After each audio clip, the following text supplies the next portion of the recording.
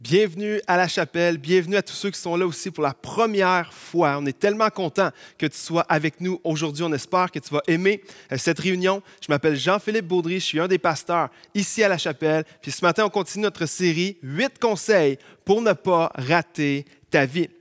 Est-ce que ça t'est déjà arrivé de faire quelque chose sur le coup de l'émotion et de le regretter par la suite? Est-ce que tu as déjà fait quelque chose? Est-ce que tu as déjà acheté quelque chose sur le coup d'une émotion et de le regretter par la suite? Ça t'est déjà arrivé d'acheter quelque chose et de le regretter? Une paire de souliers, une robe, une voiture peut-être. Est-ce que tu as déjà acheté quelque chose qu'après tu t'es dit, mais voyons donc, qu'est-ce que j'ai fait? Est-ce que ça t'est déjà arrivé d'envoyer un texto et de le regretter aussitôt que le texto est parti? Et sois honnête dans les commentaires. Si ça t'est déjà arrivé, lève la main. Moi, ça m'est déjà arrivé de répondre trop vite sur le coup d'une émotion, sur le coup d'une pulsion, de juste répondre par texto et de le regretter. Je cherche les moyens d'inventer le bouton désenvoyer. Parce que lorsque j'ai envoyé ce texto-là, je voulais tellement le avoir. Est-ce que ça t'est déjà arrivé? Est-ce que tu t'es déjà engagé dans quelque chose sur le coup et après tu t'es dit, mais dans quoi je me suis embarqué? J'aurais jamais dû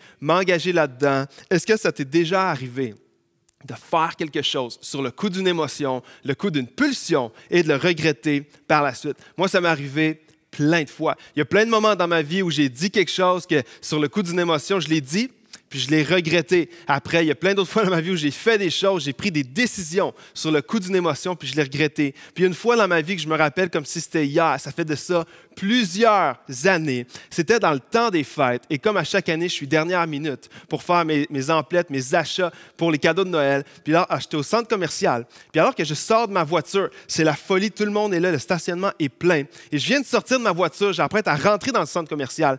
Et il y a une camionnette blanche qui arrive à côté de moi et qui me dit « Hey, est-ce que tu voudrais un système de son vraiment pas cher? » Puis là, je me demande, est-ce qu'il me parle à moi? Je me dis, de quoi tu parles? Mais il dit, moi, je suis livreur pour une boutique d'électronique. Puis ils m'ont donné un système de son de trop. J'en ai un de trop dans mon camion. Puis là, il me sort son bon de commande. Il dit, regarde, la compagnie m'a mis un bon de commande pour 7 systèmes de son, puis j'en ai 8 dans mon camion. Puis ça vaut vraiment cher. Le gars me dit, ça vaut au moins 450$. Puis sur le bon de commande, je voyais le prix de ça. Puis là, il me montre ça. Je fais, OK, ça vaut 450$. Puis il me dit, si tu as 100$ sur toi, je te le donne. Il est trop. Ils ne vont même pas le voir dans l'inventaire. Alors, si tu as 100$, il est pour toi. Là, moi, je me retrouve dehors. Je me dis, 100$, ça vaut 450$ plus taxes. Puis lui, il me laisse pour 100$. Fait qu'aussitôt qu'il me dit ça, sur le coup de l'émotion, je dis, ben, OK, pas de trouble. Je sors de l'argent, je lui donne. Le gars me dit ça, il me dit, joyeux Noël. Je rentre faire mes achats. Ensuite, quand je reviens dans ma voiture, j'avais déjà mis le système de son que le gars venait de me donner. Puis alors que j'ouvre la radio, c'est une radio qui disait, un article qu'il lisait dans le journal, il disait « Faites attention, dans le temps des fêtes, il y a plusieurs voleurs qui vont faire semblant qu'ils ont un surplus d'inventaire. Ils vont vous approcher, puis ils vont vous dire « Hey, j'en ai un de trop, j'en ai deux de trop. » Puis ils vont vous montrer un faux bon de commande. Puis alors qu'ils vont vous montrer ça, vous allez penser que vous faites un bon deal, mais ne faites pas ça. Le système ne vaut rien. Ce qu'ils vont vous vendre ne vaut absolument rien. Tenez-vous loin de ça. Alors moi, j'imagine, j'ouvre la radio, j'entends ça. Aussitôt que je viens de faire les achats, là, je me dis non, ça se peut pas. Je me suis pas fait avoir comme ça. Aussitôt que j'arrive à la maison, je vais sur mon ordinateur, je regarde ça, je cherche un petit peu et c'est exactement ça. Je regarde la marque du système de son, puis c'est exactement la marque qui disait dans l'article de ne pas toucher à ça. Et alors que moi, je pensais sur le coup du moment, je me disais, aïe, je viens de faire une belle affaire. Je viens de faire un système de son pour seulement 100$, puis il en vaut plus de 500 avec les taxes. Je viens de réaliser que je venais de me faire avoir. Je pensais avoir fait une bonne affaire. Finalement, je me suis fait avoir. Et ça, c'était juste parce que c'était sur le coup de l'émotion. Alors, ce que j'ai fait, j'ai emballé ça et je l'ai donné à quelqu'un pour Noël. Puis j'ai dit, hey, ça vaut 450$ plus taxes. Regarde, c'est un cadeau que je te fais. Enjoy. Mais imaginez, sur le coup de l'émotion, comment je me sentais cheap. Je me sentais pas fier de moi. Est-ce que ça t'est déjà arrivé, toi aussi? Ou sur le coup du moment, des fois, sous une émotion, une pulsion, sous la pression du moment, tu as fait quelque chose ou tu as pris une décision qui n'était pas du tout rationnelle et que tu as regretté après. Parfois, ça peut être sur le coup de la colère, ça peut être sur le coup de la convoitise comme moi, parce que je me disais, wow, je veux ce système de son, j'ai pris une mauvaise décision. Ça peut être sous l'impatience, parfois, on est tellement impatient que sous le coup du moment, on décide de prendre une décision qui n'est pas sage du tout. Ça peut être sous le coup d'une émotion, sous le coup d'une pulsion. Puis les proverbes parlent de ça. Dans la Bible, les proverbes vont parler de prendre des décisions qui ne sont pas sages, des décisions qui sont sous le coup d'une émotion. Si tu as une Bible, je t'invite à tourner dans le Proverbe 25, verset 28. Si tu n'as pas de Bible, aucun problème, le verset va apparaître à ton écran. Le Proverbe 25, verset 28. Regarde comment les Proverbes parlent de ça. Celui qui ne sait pas se dominer est comme une ville démantelée qui n'a plus de rempart. Ce que les Proverbes sont en train de dire, c'est que celui qui n'est pas capable de se dominer, de dominer ses émotions, dominer ses pulsions, ressemble à une ville qui n'a plus de murs autour d'elle pour la protéger. Puis à l'époque de la Bible, les murailles autour d'une ville, c'était hyper important. Les premiers lecteurs qui lisaient les Proverbes comprenaient ce que ça voulait dire parce qu'une ville, à l'époque, son premier moyen de défense, c'était une fortification autour de la ville. C'était des murailles. C'était le meilleur moyen de défense pour une ville. Puis sans murailles, une ville à l'époque était à risque de se faire attaquer par les ennemis, était exposée à toutes sortes de dangers. Mais les murs autour de la ville la protégeaient. Et ce que l'auteur dans les Proverbes est en train de dire, c'est que celui qui ne peut pas contrôler ses pulsions, celui qui ne peut pas maîtriser ou gérer ses émotions, ressemble à une ville qui n'a plus de murs autour d'elle. Cette personne-là s'expose aux différents pièges, aux différentes émotions et pulsions qui peuvent causer plein de dommages. Des dommages comme des regrets futurs. Moi, j'ai regretté lorsque j'ai dépensé. C'était juste 100 $. Ce n'était pas un gros montant, mais j'ai regretté ça. Pourquoi? Parce que mes murs étaient tombés. J'ai laissé l'émotion prendre ma décision. Alors, ça peut causer toutes sortes de dommages, comme des regrets. Parfois, dans les relations, ça va causer des blessures lorsque c'est les émotions qui l'emportent. Parfois, ça va être des détours inutiles dans ta vie. Tu vas prendre une direction qui était sur le coup d'une pulsion et tu vas prendre des détours qui étaient inutiles. Ça va causer parfois des déceptions et toutes sortes de dégâts dans nos vies qui peuvent nous suivre longtemps. Et il y a une histoire dans la Bible aujourd'hui que je veux te partager. Il y a une histoire dans la Bible qui exprime vraiment ce que ça veut dire, laisser nos pulsions prendre nos décisions. Je crois vraiment que Dieu veut nous parler à travers cette histoire aujourd'hui. Je t'invite à tourner dans Genèse, chapitre 25, 5 versets après, versets 29 à 34. Donc, Genèse 25, 29 à 34. On va regarder ensemble à l'histoire de deux frères, Jacob et Ésaü. On va regarder à quel point leur histoire nous enseigne de ne pas laisser nos émotions et nos pulsions prendre nos décisions. Alors, Genèse 25, 29. Tandis que Jacob faisait cuire un potage, Ésaü, qui était son frère aîné, revint des champs, accablé de fatigue. Ésaü, c'était l'homme de chasse, c'était lui qui allait chasser. Jacob avait plus la réputation de rester à la maison. Alors, Ésaü arrive à la maison, Jacob est en train de faire à manger. Et regardez ce qu'Ésaü va dire. « Laisse-moi manger de ce roux, qui est comme un potage, de ce plat roux, car je suis fatigué. » Et Ésaü vient voir Jacob et lui dit, « Laisse-moi manger ça, je veux manger ce que tu es en train de préparer. » Il dit, « Car je suis fatigué. » C'est pour ça qu'on a donné à Ésaü le nom d'Édom. Et Jacob, voici ce qu'il va lui répondre au verset 31. « Vends-moi aujourd'hui ton droit d'aînesse. » Ésaü répondit, « Je vais mourir. » Tout le monde, là, comprenez bien, puis marquez dans les commentaires. Ésaü, c'est pas si grave que ça. On sait que tu as faim, mais tu ne vas pas mourir. Mais combien de fois est-ce que nous, des fois, sur le coup du moment, sur le coup d'une pulsion, sur le coup d'une émotion, tout le reste disparaît, on dirait qu'on va mourir, on dirait que c'est la fin du monde. Ésaü dans une situation comme ça. Je vais mourir. À quoi me sert ce droit d'aînesse? Jacob dit, jure-le-moi d'abord. Il le lui jura.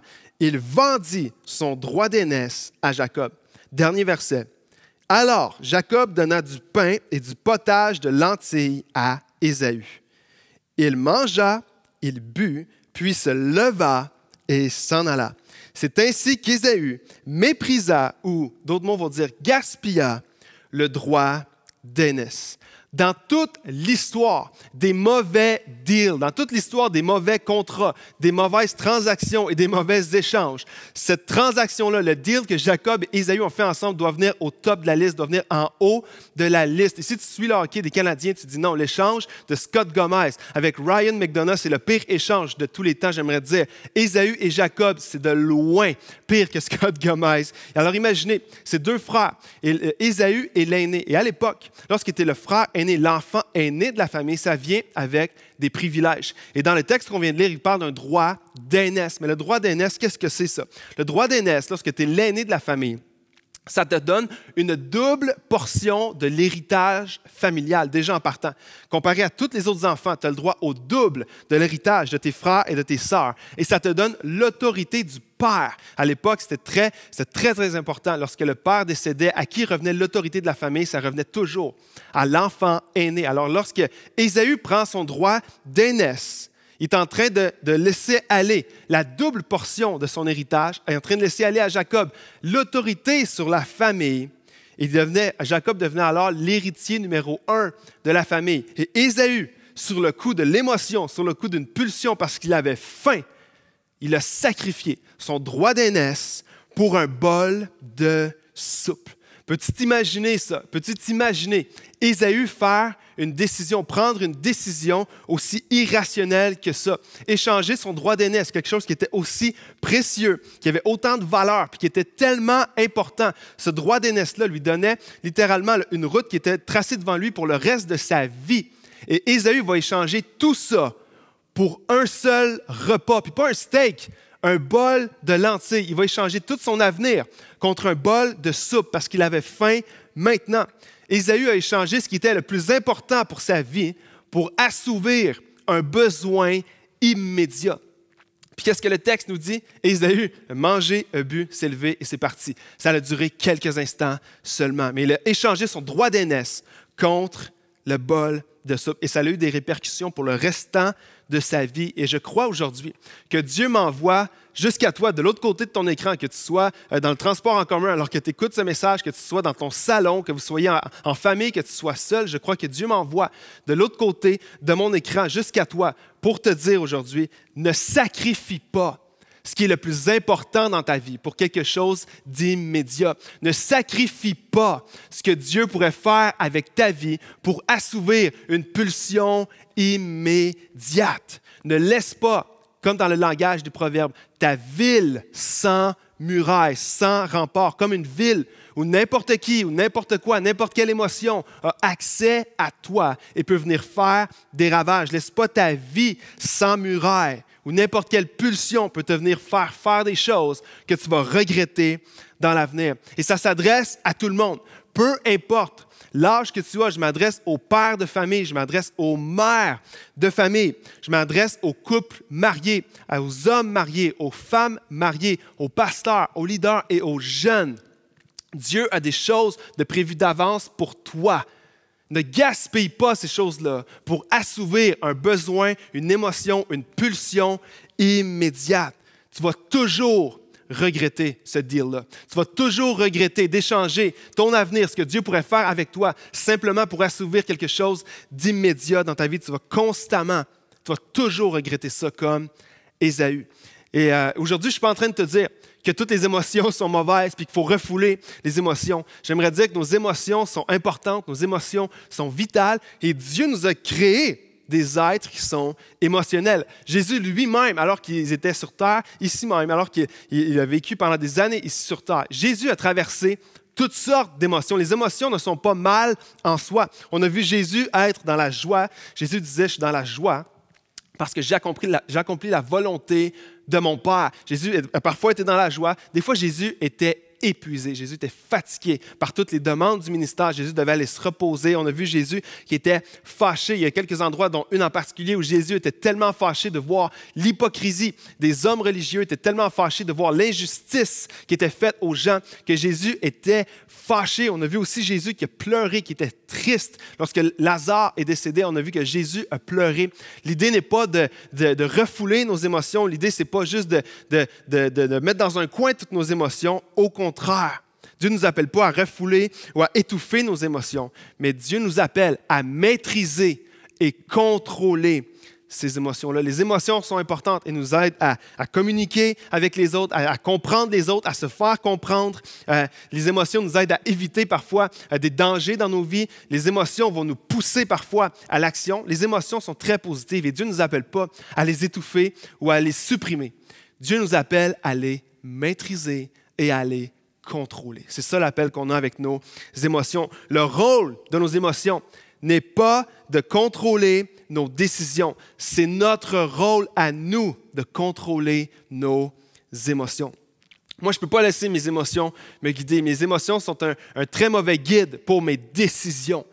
Si je laissais mes émotions me guider, je voudrais dire, moi, je prêcherais 3 fois par année, pas plus. C'est très rare que je m'avais prêché un message, puis je suis vraiment dans la joie, je suis super excité parce que je trouve ça vraiment bon ce que je m'en vais prêcher. C'est très rare. Si j'écoutais simplement mes émotions, d'après moi, je prêcherais juste 3 ou 4 fois peut-être maximum par année, mais pas plus. Je ne peux pas laisser mes émotions me guider pour quand est-ce que c'est le temps de prêcher ou quand c'est pas le temps de prêcher. Je ne peux pas laisser non plus mes émotions me guider lorsque vient à acheter des souliers, des paires de chaussures. J'en aurais beaucoup trop. J'aime acheter des souliers, ma femme pourrait vous le dire, et je ne peux pas laisser mes émotions guider ce genre de décision-là. Et là, je vais dire autre chose, que peut-être tu vas t'identifier à moi.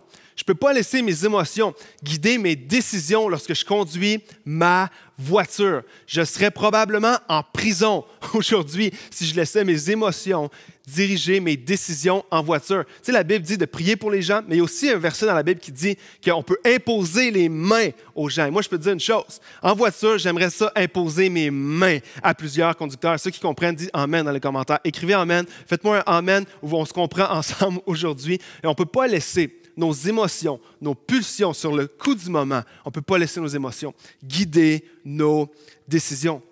Est-ce que tu as déjà remarqué à quel point on est rapide à se déresponsabiliser lorsqu'on prend une décision qui est basée sur nos émotions? On va dire des choses, « Ah, j'ai pas pu m'empêcher d'acheter cette chose-là parce qu'il était en spécial. De toute façon, c'était vraiment un bon deal. J'ai pas pu m'en empêcher. J'ai pas pu m'en empêcher d'envoyer promener l'autre conducteur. C'est lui qui m'a coupé. J'ai pas eu le contrôle là-dessus, il m'a coupé. C'est sorti tout seul. J'ai dit un mauvais mot. J'ai fait un signe. J'ai fait quelque chose. C'est venu tout seul. Il y en a qui vont dire, par exemple, « Hey, j'ai pas pu m'empêcher. La fille était ben trop belle. J'ai pas pu m'empêcher d'aller la voir. J'ai même pas pu m'empêcher de coucher avec elle. Elle était trop belle. Elle était fine. Elle savait l'air d'y tenter. J'ai pas eu le choix. J'étais pas capable. J'ai pas été capable. » J'aimerais te dire aujourd'hui, moi, il n'y a jamais personne.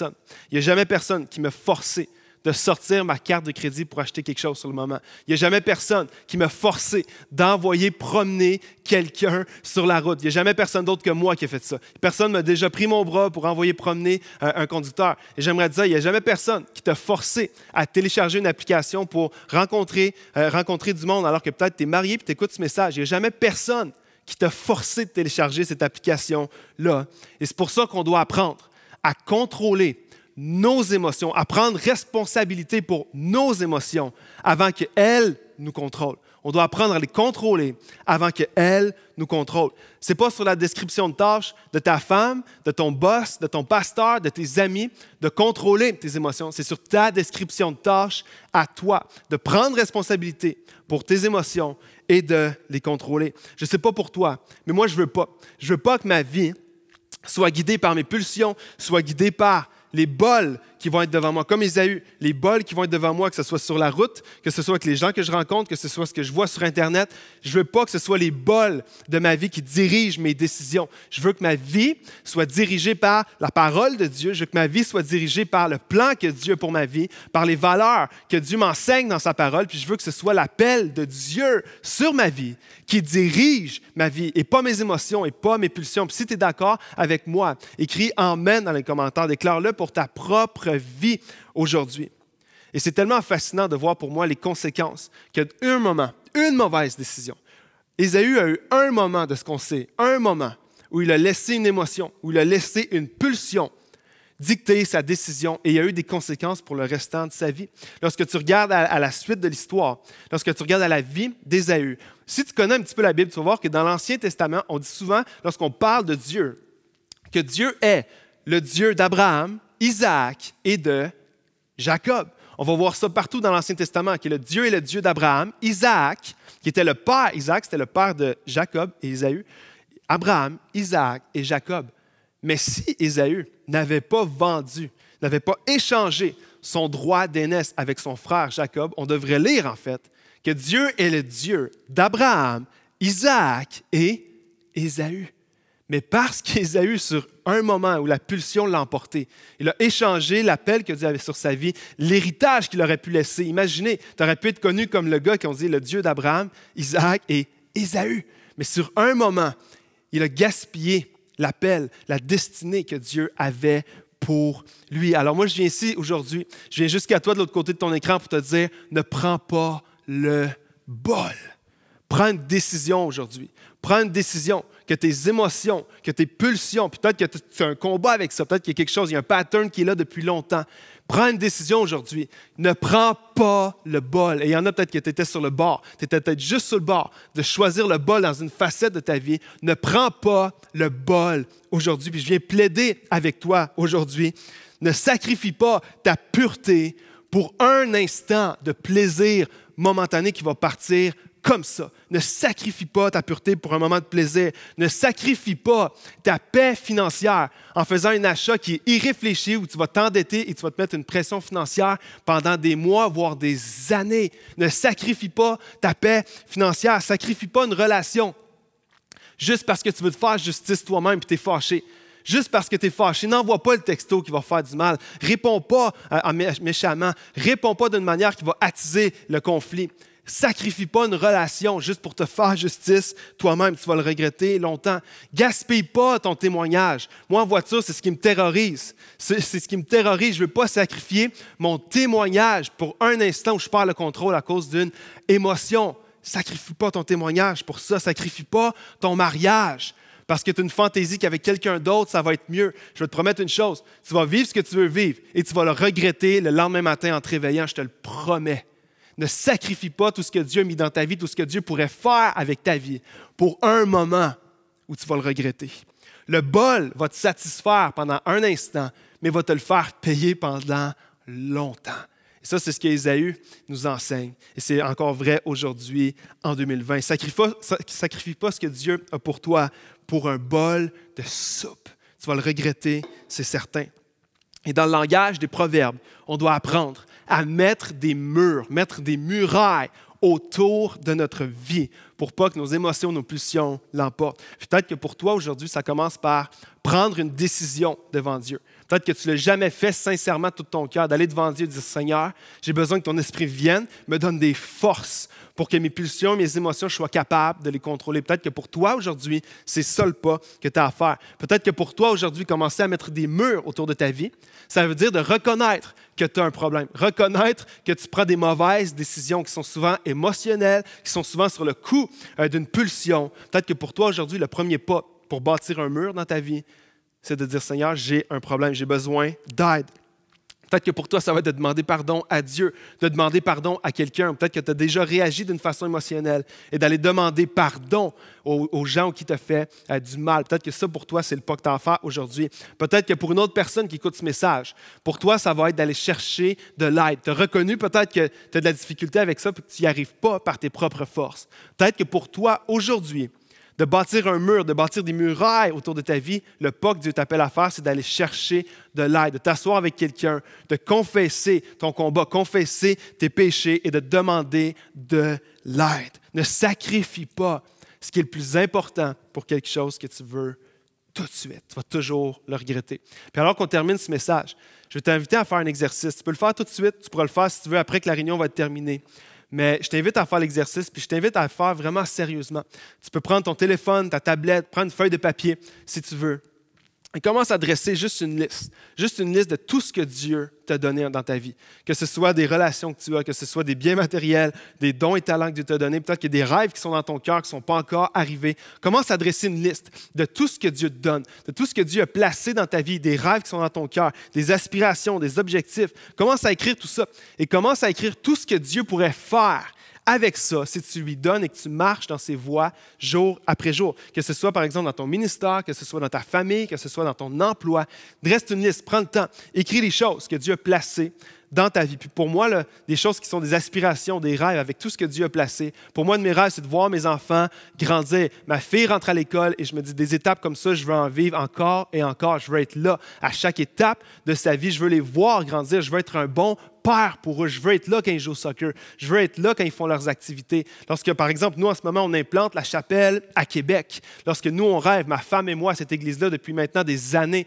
on veut voir une église qui va rejoindre des gens qui vont passer de la mort à la vie. Ça fait partie de notre liste à ça. On veut bâtir une église. On veut que Dieu utilise cette église-là pour rejoindre ceux qui ne le connaissent pas. Moi, je voudrais implanter d'autres églises. Je voudrais écrire d'autres livres. Il y a plein de choses qui sont sur ma liste. Je ne sais pas ce qui est sur ta liste, mais je t'invite à le faire. Et une fois que tu as cette liste-là devant toi, mets toutes les bols qui sont là. L'infidélité, de ne pas être intègre, de décider de sauter la clôture, de décider de ne pas aller dans le ministère parce que c'est trop difficile. Il y a toutes sortes de bols. Il y a toutes sortes de bols dans ta vie, puis toi, tu sais quels sont les bols. Tu le sais, c'est quoi les bols dans ta vie. Et maintenant, mets en perspective la première liste, toutes les aspirations, tout ce que Dieu pourrait faire avec ta vie. Et mets-le en perspective avec ces bols-là qui sont tellement éphémères, qui, après un moment, ces choses-là vont disparaître. Et moi, je suis là aujourd'hui pour te dire, prie sur cette liste-là. Prie sur ça. Et je plaide avec toi, ne prends pas le bol. Tu vas toujours le regretter. Choisis ce que Dieu a pour toi. Sois patient, Dieu va être fidèle. Dieu va faire arriver les choses dans ta vie au bon moment, de la bonne manière. Mais prends pas le bol. Laisse Dieu pourvoir à tous tes besoins. Laisse Dieu diriger ta vie. Fais-lui confiance, puis il va le faire. Juste avant qu'on passe dans un temps de louange, aujourd'hui, j'aimerais juste pouvoir prier pour toi, prier pour moi, prier pour nous, que Dieu nous aide à prendre des décisions qui ne sont pas basées sur une émotion, une pulsion, mais des décisions qui sont sages et qui vont le glorifier lui et l'honorer lui. Alors, je vais juste prier pour toi, puis ensuite, on va répondre à ce message par un temps de louange. Seigneur, je te remercie pour ta parole, parce que ta parole est tellement vraie, est encore tellement pertinente pour nous aujourd'hui.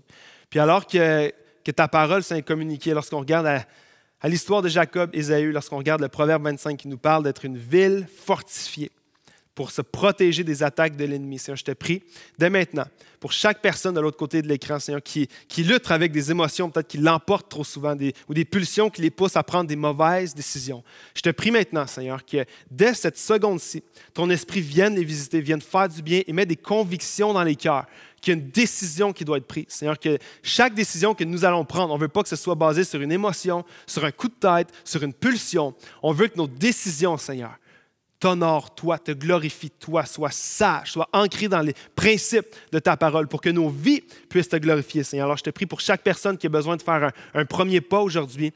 Viens par ton esprit donner une conviction profonde dans les cœurs. Et Seigneur, je te remercie d'avance pour tout ce que tu vas faire dans le nom de Jésus. Si tu pries avec moi cette prière, tu peux mettre un bon amen dans les commentaires. On le déclare ensemble pour notre propre vie.